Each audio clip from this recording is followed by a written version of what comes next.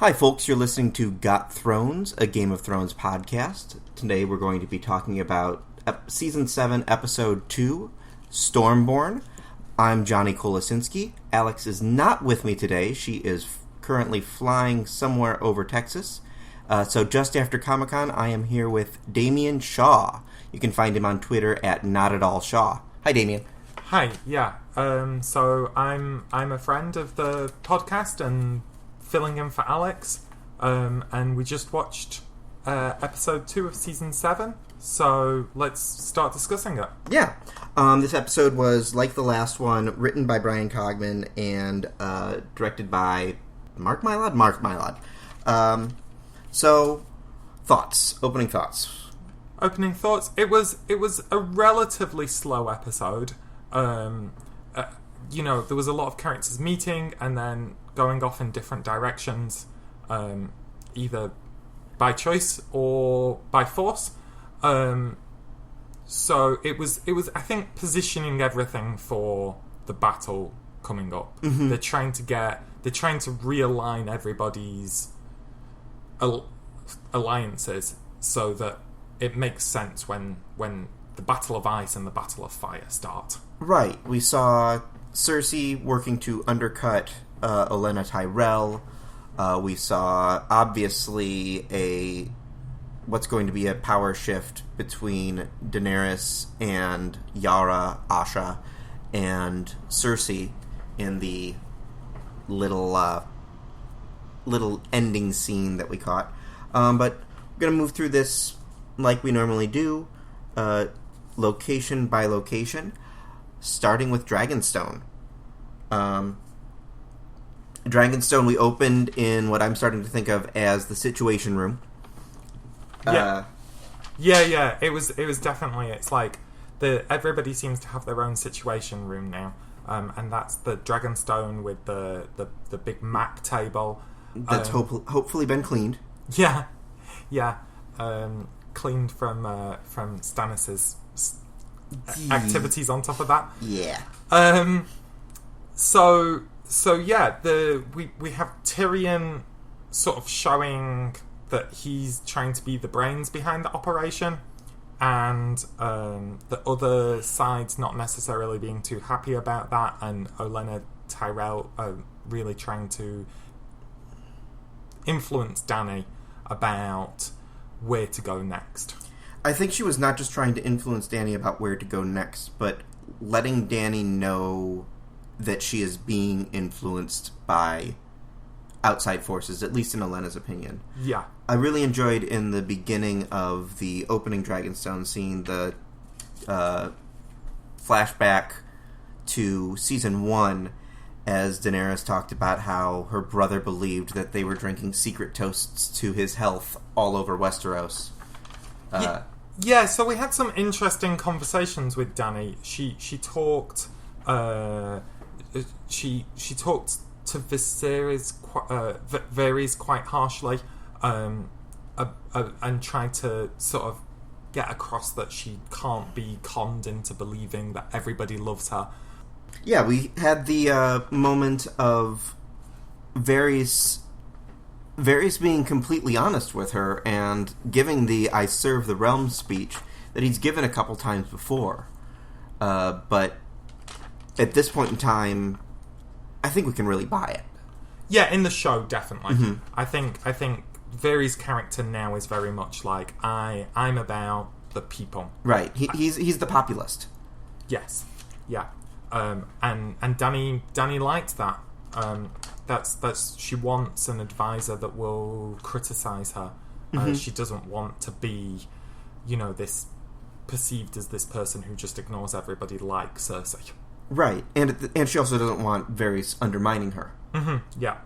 The way he did, obviously, Robert, and presumably at least a little bit Aegon as well. Yeah. After that, we move right into Melisandre showing up at Dragonstone. Right. I found it very interesting that the way they played out that scene, that she sort of tried to hide who she was by saying, "Oh, I was a slave," and speaking in Valyrian, and then having Varys being like, "Oh, well, that this is the woman that served Stannis. I think they're trying to set up the characters that way. Right. They just introduced her, right? They didn't really get anything further out of her this episode. Other than that, the princess that was promised speech, which... So I think it's been mentioned in the books that Valerian isn't gendered. I think it was Maester Aemon. Yes. That first mentions this. So we had Miss Sandy in this scene being a grammar Nazi and right doing, oh, it's actually prince or princess. I did enjoy Tyrion's moment of, well, that doesn't flow at all. Yeah. Hence all the lost in translation. From there, later on in Dragonstone, we have, well, obviously that Melisandre then lets everyone at Dragonstone know that Jon Snow is somebody worth looking into. Yeah, that's. I guess that there was a lot of that in this episode where our characters are now realizing that Jon Snow is king in the north and is worth going to visit.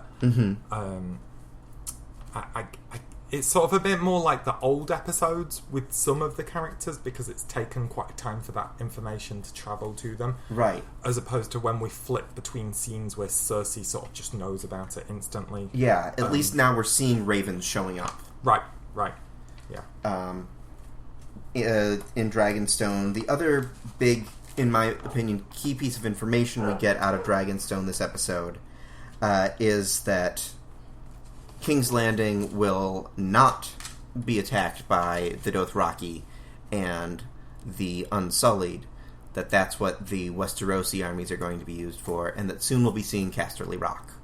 Right, so that's the plan at least, anyway. I'm not sure with the other things that happened in this episode that plan might get messed up and they might have to attack King's Landing specifically with the dragons, is what I'm thinking. But, yes, the Tyrion's plan is King's Landing will be attacked by Westerosi and the Casterly Rock will be attacked by the Unsullied and the Dothraki. And I'm sort of thinking the way they're going to play this is very similar to how Theon attacked Winterfell because Tyrion knows so much about Casterly Rock. He's the one person who could, know the back channel into Casterly Rock. Literally the back channels, because he's the guy who designed their sewage system. Yeah, or at least knows it inside out. And last little bit in Dragonstone was our Sexposition 1.0 of the episode, which was a lot of time with Missandei and Grey Worm. Yeah, I just don't understand what they don't. I guess there isn't a big romance left that they've got to explore, and they want to add one in there, which I kind of get. To run a TV show, you want a little bit of romance, but I think it's clear to the writers that the audience aren't responding to this particular couple, so I don't know why they keep pushing it so hard. So they made it hotter. Yeah, I guess. And I mean, I don't dislike it. I think that it's nice to have a relationship that we aren't skeezed out by, creeped out by, that's not Littlefinger Sansa. That's just, these are two people that really love each other and are trying to figure out how that works. It's just, we only have X number of minutes left of this series, and we spent 30 seconds of them on Grey Worm's butt. Yeah. And just as a side from the Dragonstone itself, I am still a bit confused about the larger plot, how we've only got 15-ish episodes left, and things don't seem to be moving fast enough, but I'll talk more about that as the relevant scenes come up. Okay. Anything else you want to say specifically on Dragonstone? No, I don't think so. I think that covers Dragonstone. Yeah, I do, it's visually stunning. I've enjoyed seeing it, especially compared to King's Landing and Winterfell, which were designed with a lower budget in mind. Yes, that Dragonstone feels almost like out of the books, definitely from a visual perspective. Whereas you read the descriptions of Winterfell and it's so much bigger than what they have in the show, and similar for King's Landing. Right. So it does look just absolutely stunning. Speaking of King's Landing, let's jump down there, or over there, I suppose, for just a quick segment, because we only had one scene in King's Landing. Two. One under the... The one under the keep. Yeah. I had those all clumped together in my mind.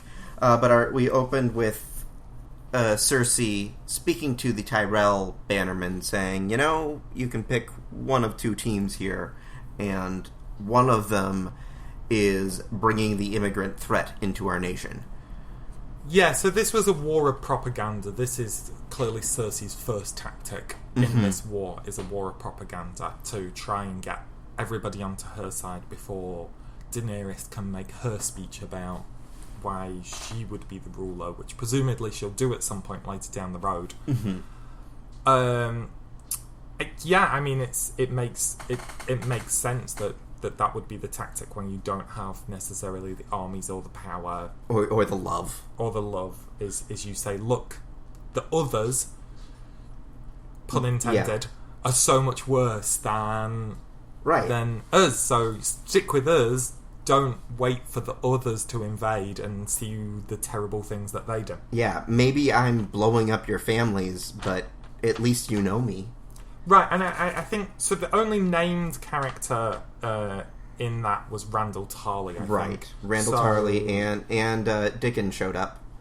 Right. The new Dickon. Yes, the new Dickon. Dickon 2.0. Yeah. And we got and Randall Tarley is on the fence. Yeah. Randall Tarley has sworn a vow to... The Tarley families have served the Tyrells. I never thought about the juxtaposition of their names until hearing them out loud right together. But the Tarleys have served the Tyrells for centuries, and he's not necessarily going to go back on that.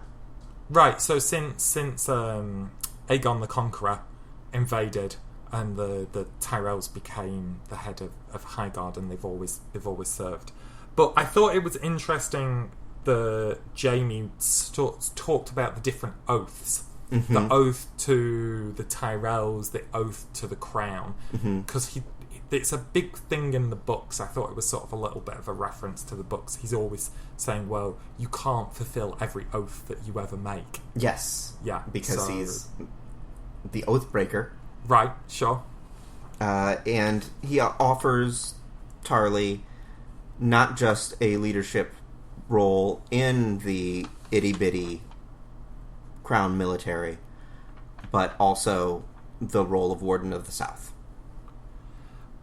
Right, and I'm not entirely sure what that means in this perspective, whether it would be that he would get Highgarden, or that his location would become the sort of the centre of the South. I would think, given that Highgarden is such a economic powerhouse, and there's not all that much remaining of the Tyrell line. I mean, there's nieces and nephews out there. Yeah, in the show certainly, it seems like well, all the families are very, very running thin on heirs at the moment. Yes. Yeah. Later in the show, we move downstairs to the King's Landing little underground that we saw in much worse light in Season 1, where all of the various dragon skulls are kept after Robert pulled them down. Yeah, so it was an interesting scene. I quite liked it, actually. It may be a little melodramatic, the reveal of this giant crossbow that can pierce a dragon skull. I'm not sure how... I don't think that'll ever appear in the show. I don't think they'll go that way. But it was fun, and it was fun to see that this battle has, like, there's a chance that things could go terribly wrong for Dany. Right. because the way they've been building it up is Dany has this dragons and these armies, and that they'll just be able to wipe out King's Landing without any particular difficulty, so the stakes weren't ever raised too much. So this crossbow, I guess, is one of the ways of raising the stakes. Right. My first thoughts when I saw it were, I wish Joffrey was around to see this. And I've never said that before in my life. It felt, and not in a bad way, very 90s sci-fi or Bond moment, where all of a sudden we see the doomsday device and they should have started cackling maniacally. Right. The mad scientist reveals the secret weapon to the evil villain. Yeah, it probably falling into a few tropes there. Not in a bad way necessarily, especially compared to some other moments that we'll talk about. But it was a good. It used the trope well, in my opinion. Yeah, but it was definitely there. Moving on to the Citadel, we open on Jorah, Sam, and Archmaester Ebrose, who Jorah has 10 years to live, but only 6 months to live sane. Yeah, I'm glad you're keeping track of the Archmaesters, because that one's passed me by in the show. I've struggled keeping track of them. I watch with subtitles for a reason. Yeah.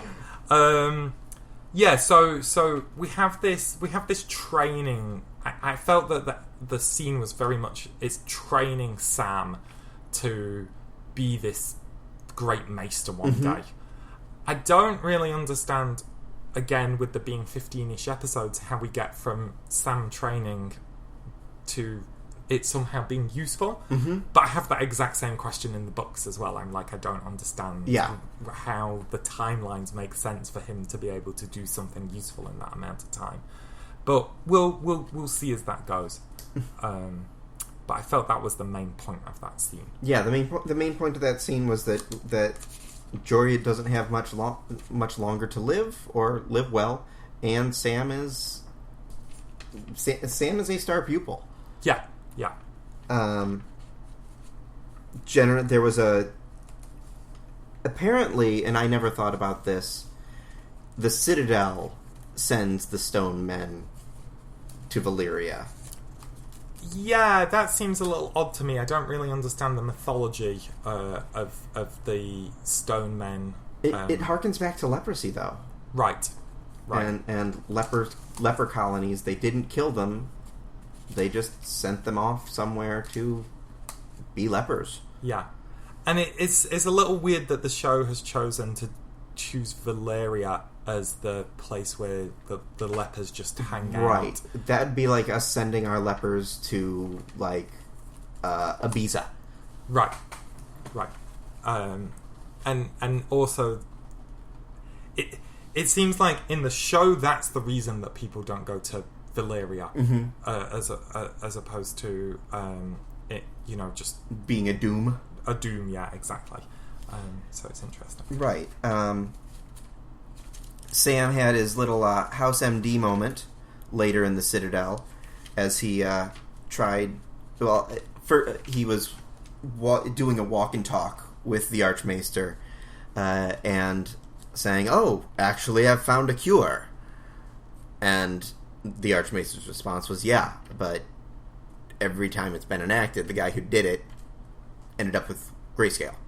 Right, and it said it was a banned procedure, and it made me think about Qyburn and him being banned. Right. It seems that, like, proper surgery, where you actually open somebody living up, is just taboo in the Citadel.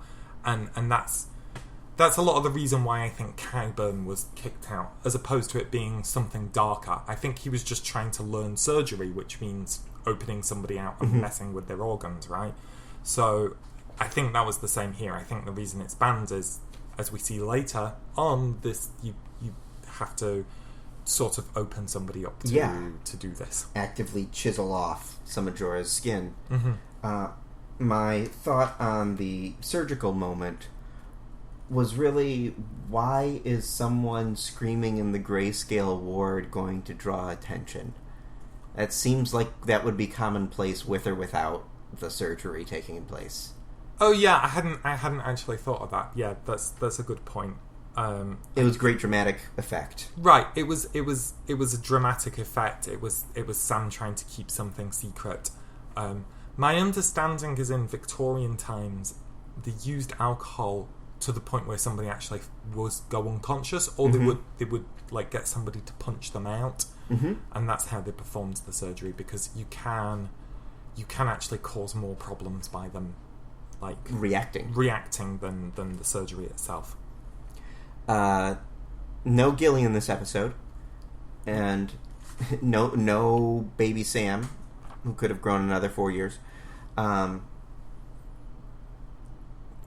no real movement on the Citadel side of the Dragon Glass. Right, so the dragon, but the letter got sent. Right, the letter got sent received. to Winterfell. Yeah. And a lot of the moments in Winterfell were reactions to news.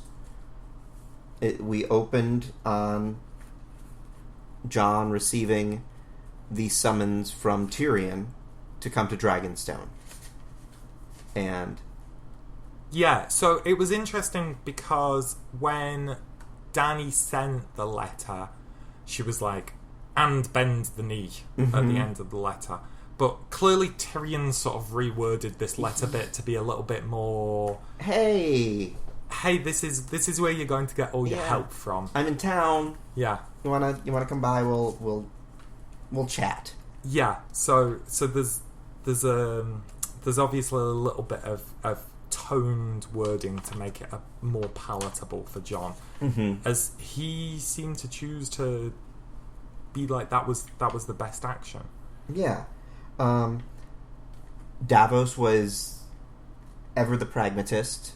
Davos had words this episode. I don't know if you noticed last episode. He didn't... only glowered? Yes. Huh. I did not catch that. He had 4 shots of him, and they were just him glowering at things. So it was nice to see him speak this episode. Yeah. Jon, too much harumphing, is going to accept Daenerys' invitation to visit Dragonstone, and the 3 named lords that were of age, 2 named lords that were of age, and Lyanna Mormont, all 3 voiced their opposition. Yep. And it really felt to me like watching the videos of the House of Commons. Right. With the harumphing and the... Yeah, the desk pounding, though. Yeah. Yeah, it was a very, parliamentary style discussion. With sort of jeering about whether one argument was better than the other. So, I don't know how they try to needle this, but in a sort of this is more of a democratic discussion and people can say their opinions without them being shot down. That's what they're trying to get across for Jon, but I don't know how well that's working, because Jon always just ends up going, no, I'm going to go and do this. Yeah. It is very interesting / some people will speak better on this than I, that he's totally okay with getting the back talk from the lords, but not from Sansa. Right, and it goes back to that parliamentary thing, right? In the UK, you have the Prime Minister who comes out and says things, and then you have the Cabinet who are the Prime Minister's people, and they can't say anything negative in the House of Commons because it looks bad. Right, so they can only resign if they disagree. Right, but the idea is that you discuss things beforehand and negotiate everything so that you don't have this in Parliament. Jon's skipping that step. Right, and I think it's just the writers wanting to introduce tension, which makes sense, and it's the quickest way for them to do this is to have this scene where they sort of argue in public. But it does feel a little weird to me just from a logical perspective each time that they do this. Right. They need a situation room. That's exactly. the problem, is that their map is in the big room. Right. What did you think of the North is yours moment? Well, I mean, I still don't understand why Jon is king in the North. I was like, isn't the North hers anyway? Yeah. But from a like a character perspective, it was good. It moves things along in that setup.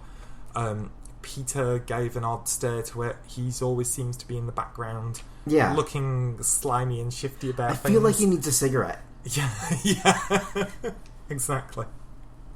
Yeah. Then we apparently found out that Ned's bones have arrived. Right. Yes. Had this been in the books, it would have been a little bit of a shock. But in the show, I mean, there was no thing about Ned's bones anyway. So Ned's bones are in the crypt of Winterfell. So nothing exciting happening with them, and Littlefinger provoking Jon for some reason. Yeah, I don't know Littlefinger's purpose in heading down there, other than to provoke. Yeah, that seemed to be the aim of the scene. There wasn't a lot of context for why they decided to both go down to the crypt. For Jon, it makes sense. You know, they did just reference what happened to Ned and what happened to Ned's father. Right, sort of in the same way that people go back to a grave and have a think about things. And you're right. So that made sense, but Littlefinger creepied his way around. And Johnson shippers got amazingly happy, I'm sure, when Jon had his "keep your hands off my sister" moment. Yeah, I only know one Jon's a shipper. And she's not here right now. Yeah, she's not here right now. She's going to be listening, and you'll hear us argue about it later this week. Yeah, and then that is the end of our Winterfell moment. My favorite moments of the show, though, were what we saw on the King's Road. Yes, agreed. I really enjoyed these scenes. Even if it didn't particularly drive the plot forward too much, I thought from a character perspective, it was actually bringing a grown version of Arya back instead of a no one. Right, yeah. Who just keeps changing face to suit the purpose. I guess that's what they're going to do by the end of the season, is they're going to have an older version of Arya meet back up in the North. I don't know. No? I loved having Hot Pie back. You know, Hot Pie's clutch, and that Hot Pie's presence added one more humanity point to Arya the Killing Machine, to the point where when she found out that Jon I think just Jon was at Winterfell, that she abandoned her murder quest and headed up north. We actually had to go back and watch that because we couldn't catch if the traitors were heading to Winterfell or King's Landing that she wasn't following. But when she had her moment later with Nymeria, which I loved, my thought on the end of that scene where she said, "That's not me." She said, "That's not you." That's not you. I don't think that's not Nymeria. Right. I think she was... So, I think she was translating what Nymeria was saying. Yes. Right. And you think that that's because Nymeria saw no one? I think it's because Nymeria didn't see Arya as Nymeria knew Arya. So we've not had any connection with Nymeria for a long time in the show. So in the books, Arya is semi-warging. She's having semi-green dreams, and that's where we're seeing Nymeria's pack of wolves be formed in the Riverlands. Right, and actually it's been some crucial plot points. It's how they actually escaped to Harrenhal and things like that. But that's been not part of the show, and I understand it's quite a complex thing to try and visualise. Right. So and that's time that you could be spending on watching Sand Snakes. Yeah, right. Because the Sand Snakes are a trio of cool women with whips and stuff. There's 5 of them. Oh, really? Yeah.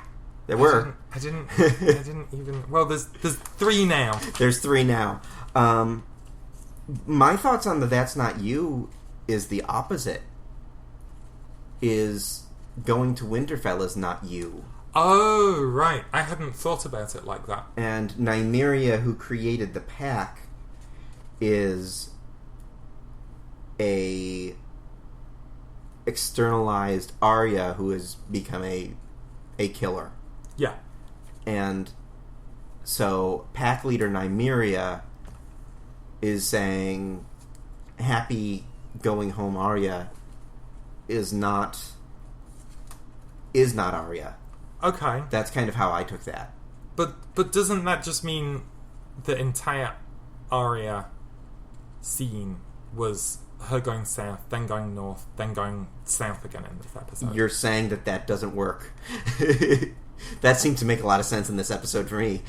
It's kind of what happened. I mean, thinking about it, I guess that's probably what they did. I don't know. From a plot perspective, I don't really agree with it because it's just like wasting time. But it does make a lot of sense because a lot of fans are like, why isn't Arya going north? Mm-hmm. And I think maybe they were anticipating that and like trying to come up with some reasons for her then regaining her Arya-ness for a little bit, mm-hmm. and then realising that isn't her Yeah. anymore, and then sort of going back to her main quest again. I mean, I guess we'll know next week when we see. Yeah. One thing that we did learn that they could have made a little more clear last week was that she had no idea about the Battle of the Bastards or the Boltons being deposed. She's the one person in all of Westeros. That didn't find that out in 4.5 minutes. Right. And it kind of felt a little bit of return in some scenes how information spreading slowly actually caused the plot to change. Mm-hmm. Which I enjoyed, but it was only in some scenes, not all of them. And I thought it very interesting that Hot Pie actually called it the Battle of the Bastards. Yeah. As though that's the official in-canon name for it in the Westeros universe. Yeah. Like, that's what everybody calls it. Well, it's just like everyone apparently knows that it's the Night King right now. Right, sure, yeah. We closed on the Iron Fleet 1.0, which Mm-hmm. at least we know how they got all those ships, because they stole them. Did they? Yeah, they stole the ships at the end of season 6. Oh, you mean... Oh, right, yes. Yeah. Original Iron Fleet. Yes. Not the remix. And another weird sexposition moment between... I guess it wasn't even sexposition, it was just creepy flirting. Creepy flirting in front of Theon. Yeah. Which is just rude. Even... Well, A, it's your brother. They've done this like so many times Mm-hmm. as well. There seems to be like a theme at this point that the best thing you can do for your sex life is have Theon in the room. Yeah, that Yara is just gonna keep Showing off. Yeah.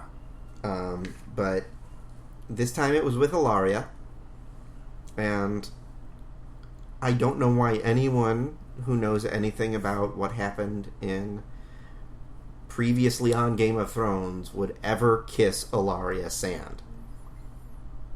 It seems like a poor decision. But that moment was thankfully cut short due to an attack by the Iron Fleet 2.0, which is much bigger because they had, I don't know, maybe a tree to build boats with. Yeah, so this was the episode finale. This was how we end the episode with a big gigantic battle and a sort of a little bit of a shock ending. It was, from a visual perspective, quite impressive. The way Ronnie's ship came in and left were quite impressive. It did make it look like silence. It still doesn't feel to me like that ship is silent, but the sort of the way it came through the fog with the sails and stuff like that, it was visually like very dominating and impressive. Yeah, my only problem with it was all we've been hearing is Euron Greyjoy is going to be even worse than Ramsay Bolton, and they're taking the stakes to the next level, and they took the stakes to the next level by killing 2 sand snakes. And no one cares.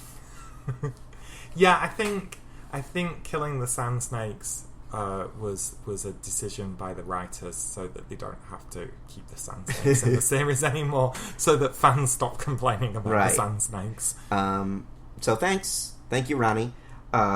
We were 2 sand snakes down. And